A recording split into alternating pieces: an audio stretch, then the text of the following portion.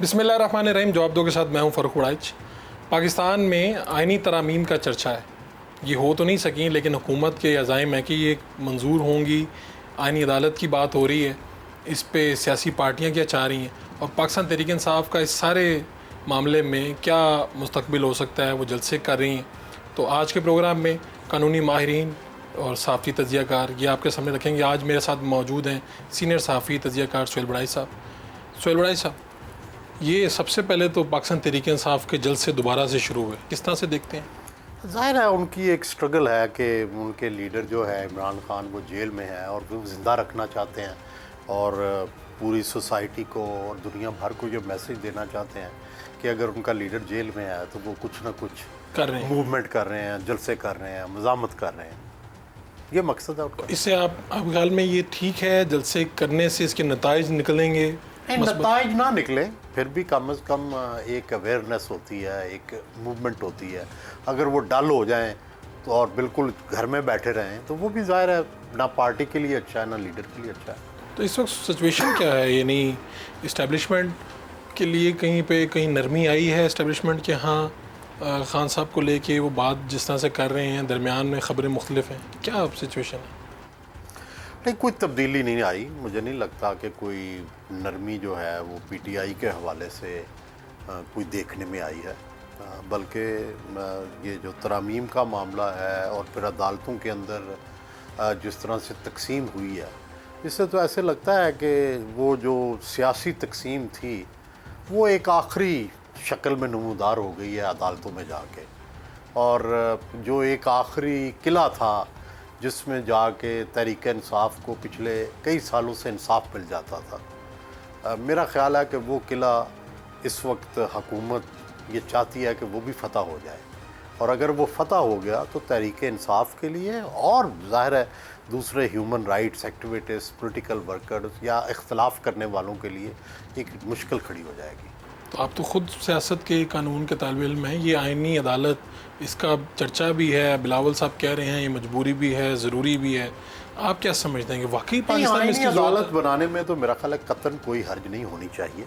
ये तो देखिए चार्टर ऑफ डेमोक्रेसी तो दो बड़ी सियासी पार्टियों ने किया, इमरान खान साहब ने भी इस पर कोई इख्तलाफ नहीं था। इख्तलाफ अगर मेरा ख्याल है पीटीआई को है तो वो ये है कि उसका सरबराह कौन होगा और सुप्रीम कोर्ट के इख्तियारात फिर क्या होंगे, इस पे बातचीत होनी चाहिए। और ज़ाहिर है आइनी अदालत जो है उसने कौन से केसेस तय करने हैं और सुप्रीम कोर्ट ने कौन से केसेस तय करने हैं, ये होना चाहिए।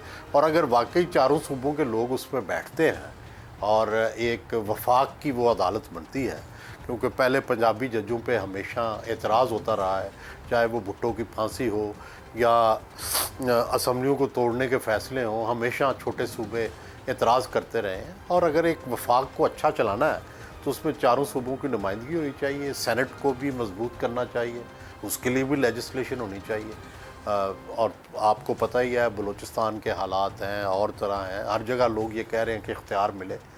दूसरी तरफ असल मसला तो ये है ना कि ये जो इस वक्त सियासी तकसीम है वो आइनी अदालत पे कत्ल नहीं है, वो है इस बात पर कि क्या काजी फाइज़ ईसा या उनके हम ख्याल जजों की वहाँ पे नुमाइंदगी होगी या तहरीक इंसाफ के को जो इंसाफ दे रहे हैं या जिनके बारे में नरम गोशा है तहरीक इंसाफ के बारे में जो रखते हैं, क्या उनको नुमाइंदगी मिलेगी? अगर फ़र्ज़ करें ये हो जाए कि जनाब तहरीक इंसाफ का नरम गोशा रखने वाले आइनी अदालत के सरबराह बन जाए तो सारे एतराज़ात, को कोई एतराज़ नहीं, मेरा नहीं ख्याल कोई एतराज़ होगा। तो ये तो सिर्फ एक तासुब की है ना क्या जो दोनों ने पहनी हुई है। तो बात ये है कि मेरे हामी जज होने चाहिए, आपके हामी जज नहीं होने चाहिए। बिल्कुल, ये तेरे मेरे जज। और फिर जजेस भी मेरा ख्याल है अब गुस्से में है, अदालत गुस्से में है, जो अदालत को कभी नहीं होना चाहिए।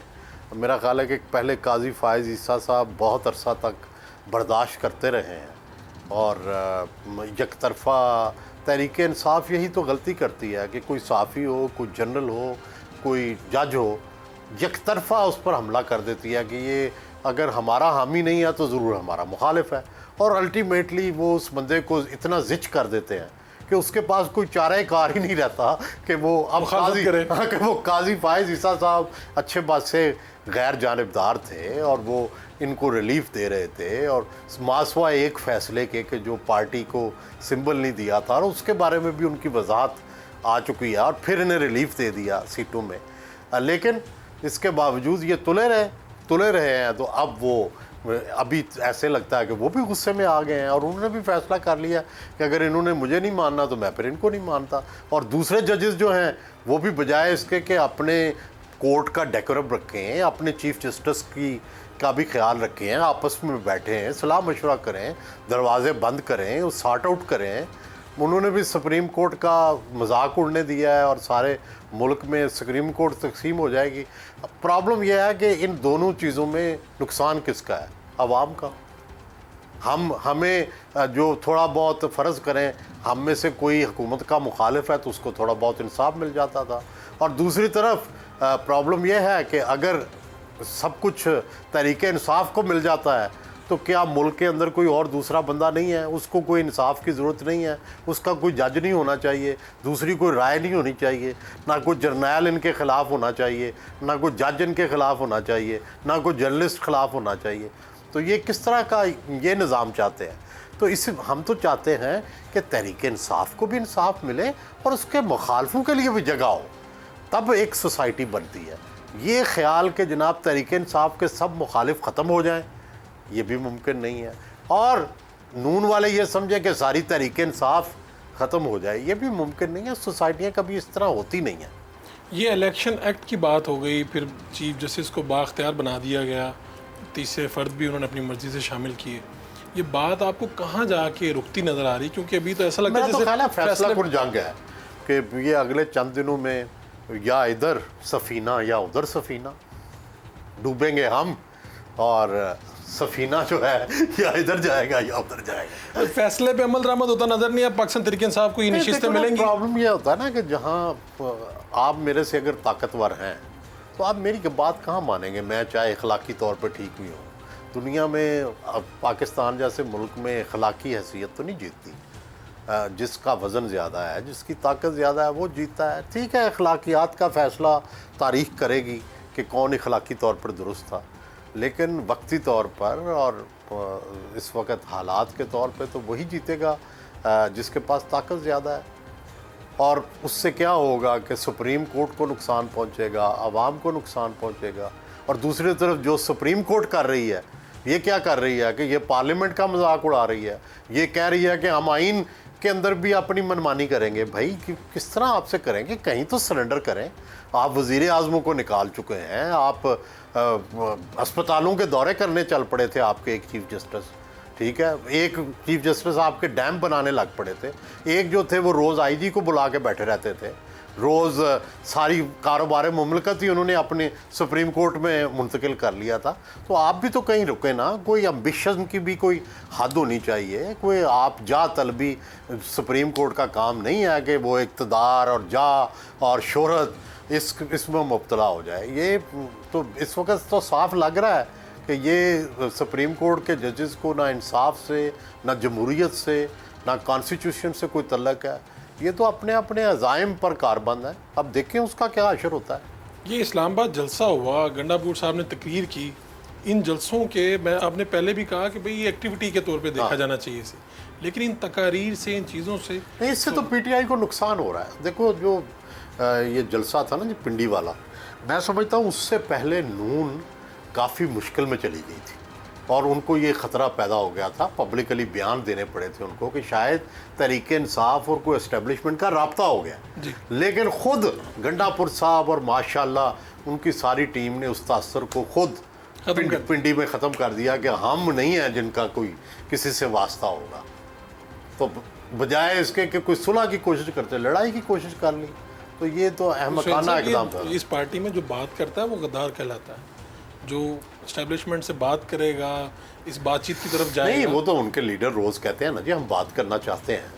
वो ये चाहते हैं कि इमरान खान से बात की जाए और ना कोई बात करे, सिर्फ इमरान खान साहब से कोई जनरल साहब बात करें, बस ये उनके लिए। इससे नीचे कोई बात ना नहीं, इससे नीचे वो नहीं मानते। तो अब आपको क्या लगता है, हुकूमत जो है, वज़ीर आज़म हुकूमत, ये सब इस वक्त ताकत में हैं, इस्टेब्लिशमेंट की बैक है इनके ऊपर, सब ठीक है? ज़ाहिर है अदारों की लड़ाई तो अच्छी नहीं होती ना। ज़ाहिर है जब अदलिया को कोई नुकसान पहुंचेगा तो ये मुल्क के लिए तो अच्छा नहीं है। चाहे वो जजेस बाइस्ड हों, चाहे जा तलब हों, चाहे उनका मौक़िफ़ गलत ही क्यों ना हो, फिर भी वो सुप्रीम कोर्ट के जजेस हैं, इसी आइन के तहत जजेस हैं, इसी आइन का हलफ उठाया हुआ है उन्होंने, तो उसको नुकसान तो पहुंचेगा। जो हमारी मॉरल सिचुएशन है उसको नुकसान पहुंचेगा। लेकिन फिर क्या आगे क्या होगा ये देखना होगा कि क्या इस लड़ाई के बाद क्या सूरत नज़र आती है। मौलाना फजलुर रहमान ने गेन किया है सारी सिचुएशन में। मौलाना फजलुर रहमान ने गेन किया, लेकिन ये गेन वक्ती होते हैं। आप एक ख़ास सिचुएशन में बड़े आगे चले जाते हैं, लेकिन गेन क्या करना। 6 सीटें हैं तो इलेक्शन वो खैबर पख्तूनख्वा में हारे हुए हैं, वहाँ पे पीटीआई जीती हुई है। तो हक़ाइक़ तो जब तल्ख़ हक़ाइक़ पर आएंगे तो फिर तो वही सिचुएशन होगी। कितना किस्सा मिल जाएगा उनको इधर इक़्तिदार में या उधर अपोजिशन में, वो तो उतना ही मिलेगा जितना जुस्सा है। हिस्सा बकदरे जुस्सा ही मिलना है। इस वक्त जितनी मर्ज़ी है वो ऊपर चढ़ जाएं, लेकिन अल्टीमेटली तो फिगर्स पे आना पड़ेगा। तो क्या मियां मोहम्मद नवाज शरीफ साहब का पता चल रहा था कि वो जा रहे हैं, क्या उनका मुस्तकबिल देखते हैं? आपने दरमियान में कहा कि शायद अब वो सियासत में इस तरह से उनकी दिलचस्पी दिखाई नहीं देती, यानी जो होनी चाहिए। कि वो एक फ्रंट रनर तो अब मेरा ख्याल है नहीं रहे। वो एक सरपरस्त का उन्होंने रोल जो है वो अपनाया हुआ है और उसी को निभा रहे हैं। तो हम रोज़ सुनते हैं कि जी वो दौरे पे जाएंगे, वो जनाब मुतहर्रिक होने वाले हैं, लेकिन होते नहीं हैं। वो जलसे करेंगे, वो जलसे करेंगे, लेकिन वो ये खबरें खबरें जो हैं कोई हकीकत, वो किसी से मिल ही नहीं रहे, किसी से बात ही नहीं कर रहे। तो वो क्या उन्होंने फिर सरपरस्ती तो ठीक है, ये तो हमें पता चलता रहता है कि वो सरपरस्ती कर रहे हैं। लेकिन आप कह रहे हैं कि ये वो बदला हुआ नवाज शरीफ है, ये ऐसा नवाज शरीफ नहीं था, ये सोच बदल गई है। हाँ, मेरा ये ख्याल है कि वो एक तो शायद वो ये समझते हैं कि भाई जो है मुझे अब थोड़ा पस मंज़र में रह के ही काम करना चाहिए, या हो सकता है कि वो अपनी अगली जनरेशन की तैयारी कर रहे हों। उनको तो अब ये भी फ़िक्र होगी कि मरियम के बाद भी क्या होगा, क्या हुसैन नवाज़ के बेटे ज़करिया या ज़ैद आएंगे, मरियम का बेटा जुनेद आएगा। ये दोनों उन्होंने तैयार कर रखे हैं, जुनेद को भी तैयार कर रखा है, ज़ैद को भी तैयार कर रखा है। दोनों सियासत में आएंगे। तैयारी तो मियाँ साहब ने उनकी बहुत की है, सियासत के लिए नहीं, वैसे तरबियत खुद की है, तरबियत खुद की है। ठीक है। और इसी तरह दूसरी तरफ अब शहबाज शरीफ साहब के हमजा साहब भी फारग बैठे हैं। ज़ाहिर है उन्होंने भी इतने साल मेहनत की है सियासत में, तो वो भी चुप करके घर तो नहीं बैठेंगे। अल्टीमेटली सियासत में कोई कहीं ना कहीं तो मुतहर्रिक होना है उन्होंने। वो भी MNA हैं, लाहौर के हर हलके को बखूबी जानते हैं। और फिर आगे मरियम है, उन्होंने लीड करना है।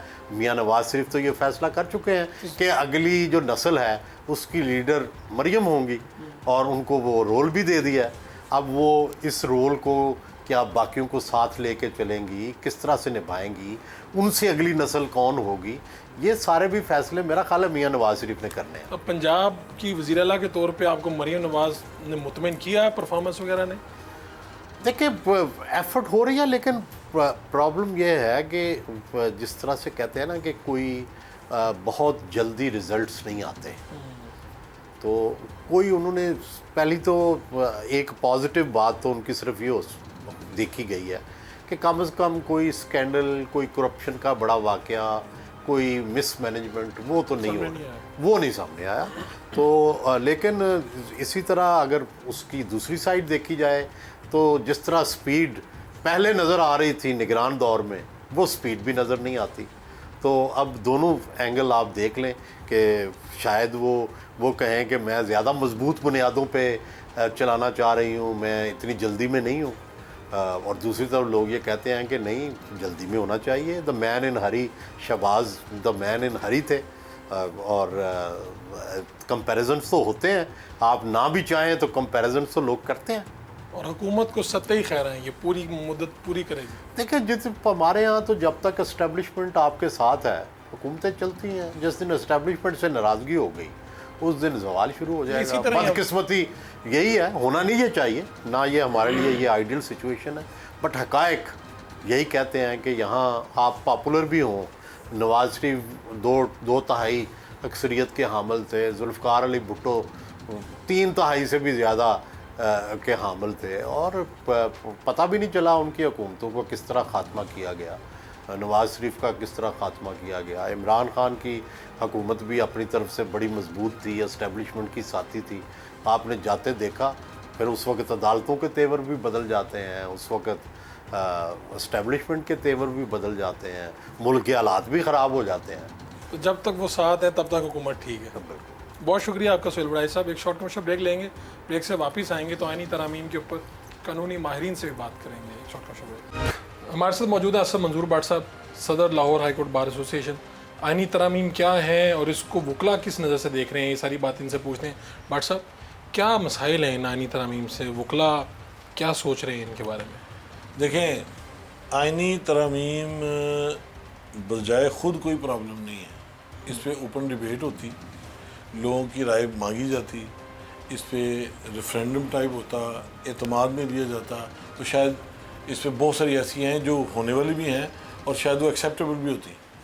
लेकिन जिस तरीके से, जिस मैनर से और जिस अंदाज से ये हुई हैं, पेश की गई हैं, यानी जब तक पेश होनी है, जिन्होंने पास करनी है उनके बाद ड्राफ्ट तक तो गया नहीं। तो आप ऐसा समझे कि आप एक ब्लाइंड फोल्ड करके तो मेम्बरान पार्लियामेंट से आप थम के ऊपर ला के लगवा के तो आप वो कराना चाहेंगे, तो लामाला उसकी सेंक्टिटी तो डैमेज होगी। तो इसलिए लोगों का एक रिएक्शन आया और वकला बरादरी का भी आया। और फिर आप देखिए हुआ क्या है। देखें, सुप्रीम कोर्ट एक आइनी इदारा है, पार्लियामेंट भी आइनी इदारा है जी, एग्जेक्टिव भी एक आइनी, उसमें पिलर ऑफ दिस कॉन्स्टिट्यूशन है। अब आप उसको एक फ़ैसला आया, चाहे जिसके भी हक़ में आया या ख़िलाफ़ आया, कॉन्स्टिट्यूशन आपका ये कहता है कि आर्टिकल 189 के तहत तमाम इदारे, तमाम अथॉरिटियाँ पाबंद हैं कि उस पर अमल दरामद करें। ठीक है। अब गवर्नमेंट को बाहर एक फ़ैसला फेवरेबल नहीं लग रहा, उस फैसले की इम्प्लीमेंटेशन से बचने के लिए अगर आप तासुर दें कि हमने इस फैसले पे अमल दरामद नहीं करना चाहे, हमें इसके लिए अमेंडमेंट ही इन कॉन्स्टिट्यूशन करनी पड़े, आप मुझे बताएं कि इसमें कोई हेल्दी साइन नजर आता है? और हमें ये लगा, और जो कि है भी हकीकत, कि ऐसे लोग इसको डील कर रहे हैं जो बिल्कुल जैसे ज़िला कौंसिल में नहीं होते कि चेयरमैन बनाने के लिए तुम्हारे बंदे कितने, तुम्हारे कितने। तो सुप्रीम कोर्ट में भी ये बंदे ढूंढ रहे हैं कि कभी कह रहे हैं हम अजाफी जज लगा के वो जो 5 और 4 की रेशो बनी तो हम 4 जज और ऐड कर देंगे, तो फिर बाद में उनको procedure, practice and procedure act के तहत रिव्यू पिटीशन जब लगेगी तो वही काजी फाइज अगर 3 साल अगर जज रहेंगे तो हम किसी वक्त भी इसको उड़ा देंगे। तो इस तरह के अगर तासुर जाएगा तो मुझे बताइए कौन कंफर्टेबल होगा इस तरह की अमेंडमेंट्स को वेलकम करने के। तो आपने आईनी तरामीम देखी? मैंने अभी जस्ट थोड़े दिन पहले एक देखी तो पता चला कि ये वो अमेंडमेंट्स है जो किसी को दी नहीं गई, ये गलत अवाम में चलेगी, पहले वो पढ़ ली है। आज मुझे एक मेरे ऑफिस के एड्रेस पे हाई कोर्ट बार के ऑफिस में आई है, वो मैं देखूँगा। मोस्टली मैं बैठे बैठे जो देखी है ना, तो वो जो बातें हैं वो पूरी ऑब्जेक्शनेबल लगी नहीं जितना कि उस पर हमें इतराज़ हुआ उसके बनाने पे। तो आपको तरीक़ाकार पे इतराज़ है, आईनी तरामीम पे इतराज़ नहीं है? नहीं, आईनी तरमीम के तो ऊपर अब हमने डेलीब्रेशन शुरू कर दी है, उसके ऊपर अब हमारी अब फाइनल आया नहीं। लेकिन मैं कहता हूँ कि अमेंडमेंट को तो हर दौर में, हर हुकूमत में, हर मुल्क में अप्रिशिएट करना चाहिए कि अगर मौजूदा हालात में अगर कोई बेहतरी आ सकती है, मुल्क में कोई इकानमी बेहतर हो सकती है, कोई लोगों की सिक्योरिटी बेहतर हो सकती है, लोगों की हेल्थ एजुकेशन बेहतर हो सकती है, वाई नॉट। लेकिन जिस मैनर एंड जिस तरीके से था उस पर बेहतर था। और वो फिर अब उन्होंने, गवर्नमेंट ने ये एक बेटर सेंस प्रिवेल किया कि इन्होंने उसको जल्दबाजी को ख़त्म करके अब रिएक्शन टाइम दे दिया। This is good. अब हम इस पर सारे डेलिब्रेशंस करेंगे, जो इसमें होने वाली अमेंडमेंट होगी उसको अप्रूव करेंगे, नहीं होने वाली अपनी राय दे देंगे। तो ये तो बिलावल साहब का बयान आया, आईनी अदालत ज़रूरी है, ये हमारी मजबूरी है, आप क्या समझते हैं? वो कहते हैं कि एक जो ये हमारी अदालत है सुप्रीम कोर्ट, अल्टीमेटली इसके पास ही चीज़ें जाती हैं, तो वो तो ये सियासी मामलात और ये इस तरह की चीज़ों में उलझ गई है, जो उसका काम था वो उस तरह से कर नहीं पाई। आप इस आर्गूमेंट को कैसे देखते हैं? देखिए जी, जो डेलिब्रेशन है ना, उसके ऊपर तो मैं इससे हक़ में हूँ कि पूरे मुल्क में गली गली मोहल्ला मोहल्ला डिस्कशन होनी चाहिए, रिवाज पढ़ना भी चाहिए। बल्कि इस एतबार से बिलावल साहब शायद गए हैं सिंध हाई कोर्ट बार के उस पर प्रोग्राम में, हमने भी उनको एक प्रॉपर दावत दे दी है। क्या आप इधर क्या तशरीफ आप इधर भी आए, आके बताएं आपकी क्या एक देखिए कौमी रहनुमा अपने आपको कहते हैं, तो लॉयर्स की कम्युनिटी सबसे बेस्ट है इस तरह के अमेंडमेंट्स को डिस्कस करने में। तो आप आएँ आके बताएं आपका क्या व्यू है। अगर आप कहते हैं कि फॉर एग्जांपल आपकी ये राय है कि आईनी अदालत होनी चाहिए and you have a very valid reason, तो वाई नॉट होनी चाहिए फिर। लेकिन अगर आप अपनी बोनाफाइड शो करते हैं एज ए कौमी लीडर, बताते हैं कि इसका ये फ़ायदा होगा कौम को, ये लॉसेज हो रहे हैं जिसकी अदम मौजूदगी की वजह से हो रहे हैं, तो बिल्कुल ठीक है, लोगों का कंसेंसस होना चाहिए। लेकिन जो फिल वक्त इस वक्त हमारा व्यू ये है कि मुल्क की इकानमी इतनी स्ट्रॉन्ग नहीं है, हमारी जुडिशरी को रेगुलेट करने के जितने फंड्स लगाए जा रहे हैं और उसके विज़ा विज़ जो काम है उस कैलिबर का हो भी नहीं रहा, तो आपने जजेस तो फिर इन्हीं में से लगाने। तो वो एक और आप एक अखराजात का बर्डन एक और अदालत के नाम पे आप डाल देंगे, क्योंकि देखें जो कॉमन लॉ पे बेस्ड कंट्रीज़ हैं वहाँ पे फेडरल कोर्ट का कॉन्सेप्ट नहीं है। जहाँ पे मल्टीप्लिकेशन ऑफ सिस्टम्स है वहाँ पे फेडरेशन का कॉन्सेप्ट है। तो आप कह रहे हैं इसके लिए नई अदालत बनाने की जरूरत नहीं, जिसको आप कहें कि आईनी अदालत है, ये भी अदालत आईनी, ये आईनी अदालत है और बेस्ट अदालत है, सर्विंग जजेस होंगे और उसी सेटअप में उसी खर्चे में वो काम करेंगे जो आप चाहते हैं।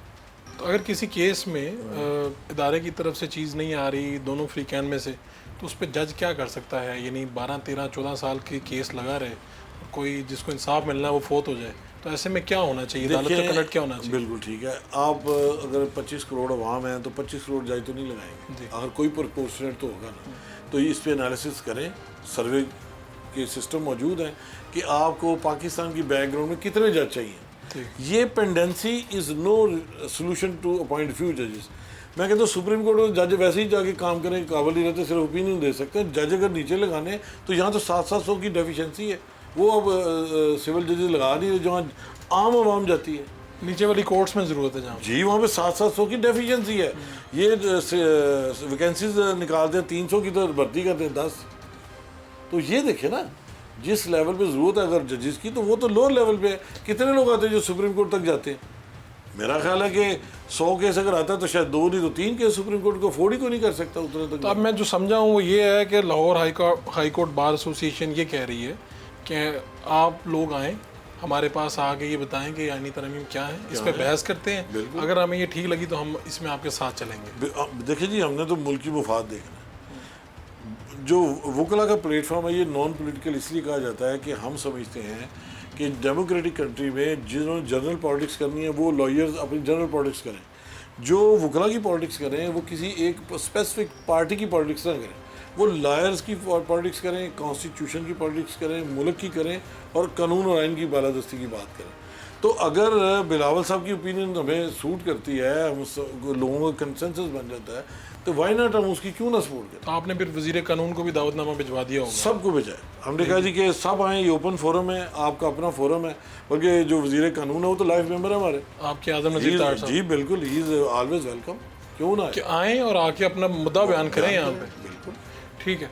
अभी ये जो सारी सिचुएशन है कि इसमें इलेक्शन एक्ट आ जाता है, वहाँ पे जैसे ये फैसला हुआ, इसकी वजाहत जारी हुई है, उर्दू में भी जारी हुआ है, कहा गया ये अमल दरामद कराएं। तो सिचुएशन तो ऐसी नहीं लग रही। मैंने दूसरी तरफ इलेक्शन कमीशन के इजलास देखे, इजलास हुए ख़त्म। तो क्या हो सकता है? यानी फ़ैसला जारी हो जाए, उसके बाद अमल दरामद ना हो, तो उसके नतीजा क्या निकल सकता है इसका? हाँ, ये असल इम्पोर्टेंट बात। इदारे मुस्तहकम तभी होंगे जब इदारों का जो मैंडेट है वो उसको पब्लिकली भी और डिपार्टमेंटली भी उसको एक्सेप्ट किया जाए। देखें, जो पब्लिक की परसेप्शन है, अगर पब्लिक को ये पता चल जाए कि हमारे वोट से आने वाली हुकूमत जो है उसको प्राइम मिनिस्टर बना दिया जाएगा, उसको गवर्नमेंट का इख्तियार दिया जाएगा, तो वोट की इज़्ज़त होगी और एक वोटर, एक पब्लिक का जो नुमाइंदा है या पब्लिक के जो लोग हैं वो समझेंगे कि सिस्टम में हमें एतमाद है। उसी पब्लिक के फंड्स पे, टैक्सों पे चलने वाला सुप्रीम कोर्ट का इदारा अगर प्रोटेक्टेड होगा, उसकी एज़ पर कॉन्स्टिट्यूशन इंटरप्रिटेशन को एक्सेप्ट किया जाएगा, तो मुल्क में इस्तेहकाम आएगा, बेहतरी आएगी। अगर वहाँ पे बैठ के अपने अपने इदारों में आप खत डालना शुरू कर देंगे, स्पीकर साहब ने खत लिख दिया है और फिर ये चीफ इलेक्शन कमीशन ने भी खत लिख दिया है, आप कोर्ट के आर्डर में आपके लॉयर रिप्रेजेंटेड थे, आपका मौक़िफ़ सुनने के बाद कोर्ट ने किया, अब आप खत नहीं लिख सकते। नहीं लिख सकते। ये तो इन्हें अदालत है। मैं तो समझता हूँ ये बिल्कुल गलत रवाज है। यानी आप कहते हैं अगर स्पीकर ने, चीफ इलेक्शन कमिश्नर ने खत लिखे हैं तो इन्हें तौहीन अदालत की। बिल्कुल। फैसला आने के बाद खत लिखे। बिल्कुल, उसकी वजह ये है कि दे आर रिप्रेजेंटेड, उनको सुने बगैर तो काम नहीं हुआ। अगर वो कहते हैं मैं नहीं सुना कि आप अपील में जाएँ, रिव्यू में जाए, रिव्यू में जाए, जो भी आपको अवेलेबल रेमेडी है, खत डालने के क्या मतलब, आपके वो लेवल के बंदे हैं। तो ये चीफ जस्टिस को बाख्तियार बनाया गया प्रैक्टिस एंड प्रोसीजर बिल कि वो अपनी मर्जी का शामिल कर सकते हैं फ़र्द। इस पे क्या मैं प्रैक्टिस एंड प्रोसीजर वाला जो एक्ट है ना, मैं तो उसके ऊपर अपनी ज़ाती रिजर्वेशन रखता हूँ कि कोई भी लॉ मेकिंग जो प्रोसेस है उसके पीछे बोनाफाइडीज़ होनी चाहिए, मेलाफाइडीज़ नहीं होनी चाहिए। देखें, ये बात हम भी समझते हैं एज ए लॉयर कि एक बड़ी स्ट्रिक्टनेस थी कि भाई जो जज फैसला करे वही रिव्यू सुनेगा, क्योंकि सुप्रीम कोर्ट में फोरम और नहीं है, और वही वकील उसको करेगा जिसे मेन केस बहस की थी, वही पार्टियाँ होंगी। तो उस हद तक समटाइम्स वकील फौत हो गए, जज वहाँ से रिटायर हो गए, तो इस तरह की स्ट्रिक्ट पॉलिसी की वजह से लोगों के कई राइट्स वेव हो गए। तो उसके हद तक तो हमारा भी ये था कि भाई आप रिव्यू के लिए एटलीस्ट मेन जज वो हो जिससे ऑथर जज है या उस तरह का हो, या लॉयर कोई चेंज, पार्टी तो वही है, लॉयर की सहूलत अगर लॉयर फोत हो गया, नहीं दोबारा वो आ रहा या उसकी कोई वजह है, तो उसको पार्टी को इख्तियार होना चाहिए, अपनी मर्ज़ी का लॉयर उस पर कर ले। तो इस तरह की चीज़ों के हद तक तो प्रैक्टिस एंड प्रोसीजर को हमने अप्रिशिएट करना भी है और किया भी था। लेकिन आप सिर्फ इसलिए कि आप सू मोटो एक्शन के और दूसरे मामला जिसमें गवर्नमेंट को परेशानी आती है उसको डाइल्यूट करने के लिए, उसको कॉन्स्टिट्यूशन जो पावर है 184 सब आर्टिकल 3 की, उसको डैमेज करने के लिए अगर आप करेंगे तो मैं समझता हूँ ये मेलाफाइड है। इस तरह के फिर एक्ट को हम पसंद नहीं करते। बहुत शुक्रिया आपका भट्ट साहब। एक शॉर्ट क्वेश्चन ब्रेक लेते हैं, ब्रेक से वापस आएंगे तो आपको बताएंगे कि आईनी तरामीम इनका मुस्तकबिल क्या हो सकता है। सीनियर सहाफ़ी तजियाकार नजम वली ख़ान साहब हमारे साथ मौजूद हैं। इस वक्त जो सियासी मंजरनामे पे बातें चल रही हैं उस पर क्या हकीकत है, क्या होने जा रहा है? जनाब नजम वली ख़ान साहब, ये हुकूमत ने कोशिश की, दोबारा से बात हो रही है भाई आईनी तरामीम ज़रूरी हैं, आईनी अदालत ज़रूरी है, आप क्या समझते हैं? देखिए, आईनी तरामीम है क्या, और सबसे पहले तो ये देखने की ज़रूरत है किसी भी चीज़ की हमायत और मुखालफत के लिए ये नहीं देखना चाहिए कि कर कौन रहा है, ये देखना चाहिए कि क्या किया जा रहा है। पर आप मुझे बताएं, इस वक्त जो अदालती निज़ाम चल रहा है, और ख़ास तौर पे मैं अपनी मातहत अदलिया से ही शुरू हो जाऊँ, उसकी एक एक दीवार की एक एक ईंट रिश्वत मांगती है। मैं हाई कोर्ट्स में चला जाऊँ और मुझे बड़े एहतराम के साथ कहना है कि हमारे वो लोग जो इस वक्त आईनी तरामीम की मुखालफत कर रहे हैं, वो लोग जब उनके चचा यहाँ पर हाई कोर्ट के चीफ जस्टिस थे तो वो यहाँ पर उन्होंने एक रवायत डाली डन बेसिस पे केस लेने वाली। फिर ये हुआ कि और भी साथ ऐसे थे चीफ जस्टिस थे, उनके बेटों ने अपनी दुकान चीफ जस्टिस के और हाई कोर्ट के बिल्कुल सामने लगाई, बाप का नाम वहाँ पे लगाया और नीचे डन बेसिस पे केसेस लेते रहे।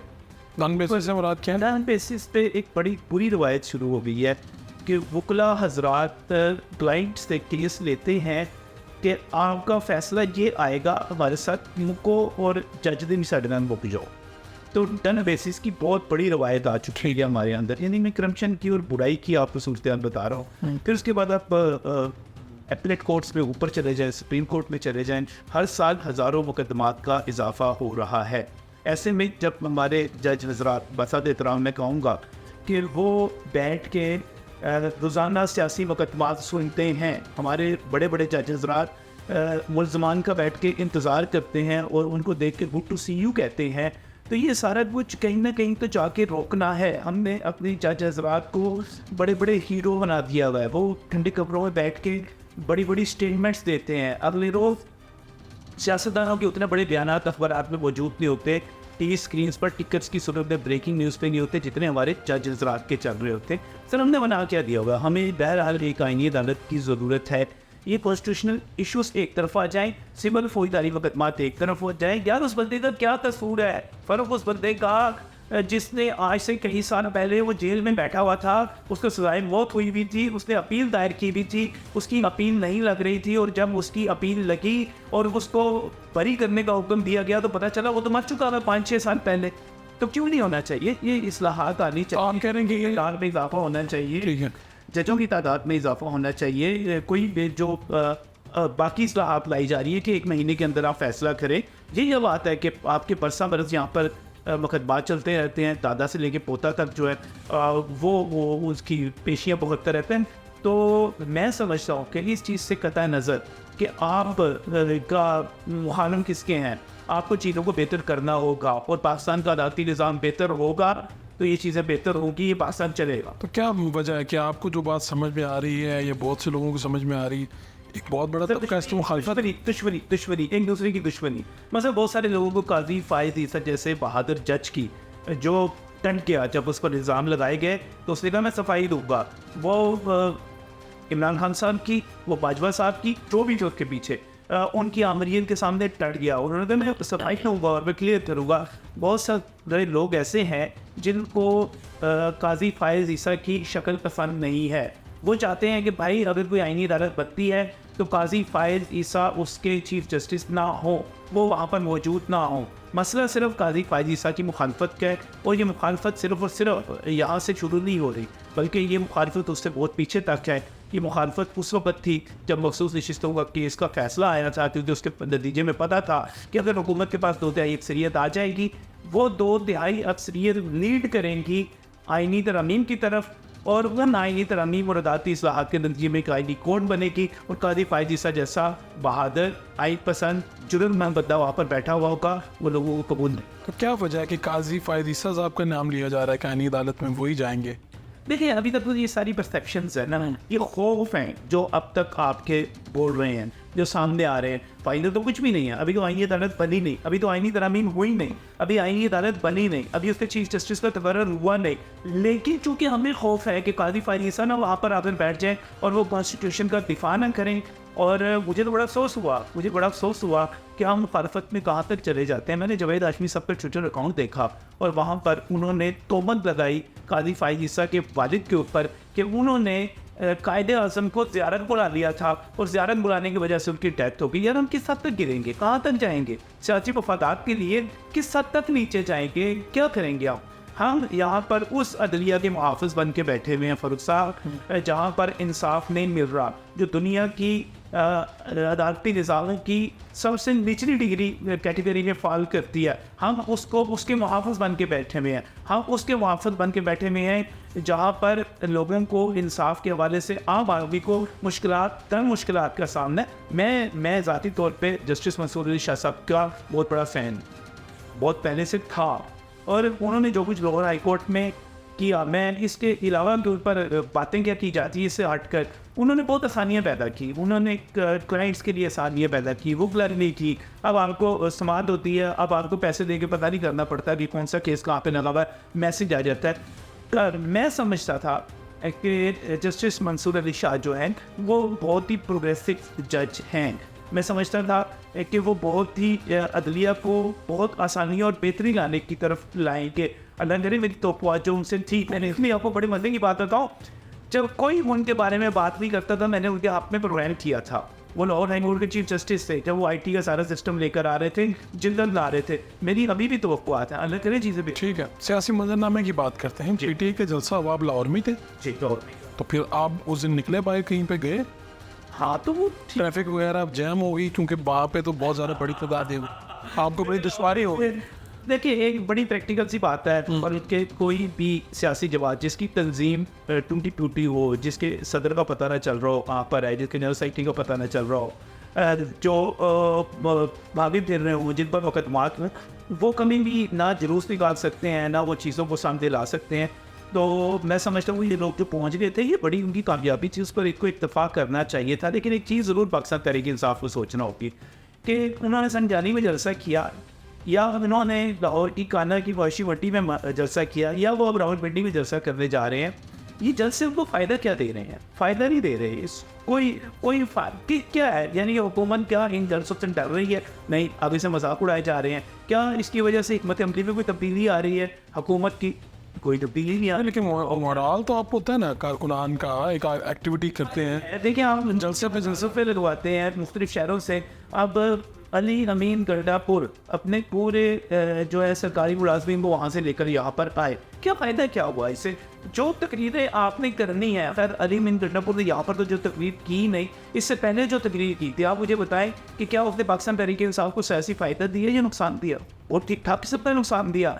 इखलाकियात के हवाले से तरीन तफवीर के तौर पर वो याद रखी जाएगी। पाकिस्तान तहरीक इंसाफ के इखलाकियात के हवाले से बहुत सारे कलंक मौजूद हैं, उसमें ये एक और कलंक लग गया। क्या देखिए, इस वक्त आपके पास सोशल मीडिया मौजूद है, इस वक्त आपके पास प्रेस कॉन्फ्रेंस का मौजूद है, ऑप्शन मौजूद है। इस वक्त आपके पास आपको कोई नहीं कहेगा लीडर, और जितने भी एंकर्स हैं उनके पास पाकिस्तान तहरीक इंसाफ के लीडर्स जाके गुफ्तगू कर सकते हैं, वहाँ पर अपनी पार्टी लाइन दे सकते हैं। मुझे बताइए जलसे क्या दे रहे हैं? सवाए वक्त का ज़िया है, एनर्जी का ज़िया है, पर्चे करवाते हैं, और वो आकर थर्ड क्लास किस्म का कंटेंट वहाँ पे जनरेट किया जाता है जो किसी तरह भी काबिल तारीफ नहीं है। मुझे नहीं पता कि ये इनको जब से क्या फ़ायदे थे। तो नजम साहब, हम इनको तो अप्रिशिएट करते थे।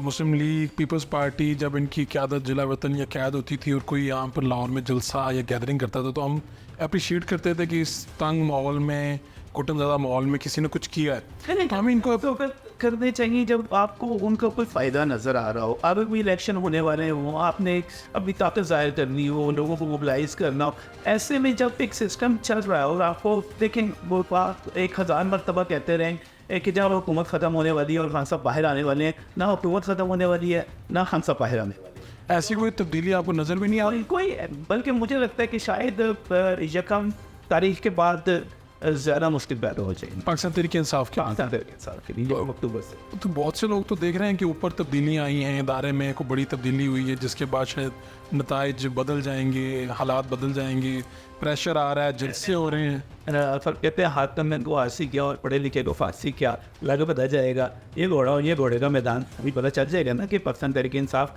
देखिए, पाकिस्तान तहरीक इंसाफ को मैं आपको एक और बड़ी बात बता दूँ, पाकिस्तान की फ़ौज किसी सियासी जमात से नहीं लड़ना चाहती। वो नहीं चाहते कि वो किसी भी तरह से मुतनाज़ हों, वो सिर्फ ये चाहते हैं कि 9 मई जो बर्पा किया गया है उस पर इंसाफ कर दिया जाए, उसके मुजरमों को सज़ा दे दी जाए। इसके अलावा पाकिस्तानी फ़ौज कुछ नहीं चाहती किसी पॉलिटिकल पार्टी से। ये चीज़ बार बार सामने आ चुकी हुई है।